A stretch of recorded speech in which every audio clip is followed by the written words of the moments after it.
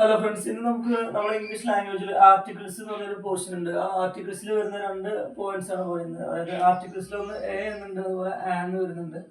അപ്പോൾ എ എന്നുള്ള ആർട്ടിക്കിൾ നമ്മൾ യൂസ് ചെയ്യുന്നത് നമ്മൾ ഇംഗ്ലീഷ് ടേമിൽ വരുന്നത് ചില വേർഡിന്റെ മുൻപിൽ നമ്മൾ കൺസോണൻസ് അക്ഷരങ്ങൾ വരുമ്പോൾ അതിന്റെ മുൻപിൽ നമ്മൾ എ എന്നാണ് ചേർക്കുന്നത്. അതുപോലെ എക്സാമ്പിൾ പറയുകയാണെങ്കിൽ എ കാറ്റ്, എ റാറ്റ്, എ ബസ്. കാരണം ഈ വാക്കിന്റെ മുൻപിലൊക്കെ നമുക്ക് ലെറ്റേഴ്സ് വരുന്നത് കൺസോണൻസ് ആണ്. അപ്പോൾ കൺസോണൻസ് വരുമ്പോൾ നമ്മൾ എപ്പോഴും എ എന്നുള്ള ആർട്ടിക്കിളാണ് യൂസ് ചെയ്യുന്നത്.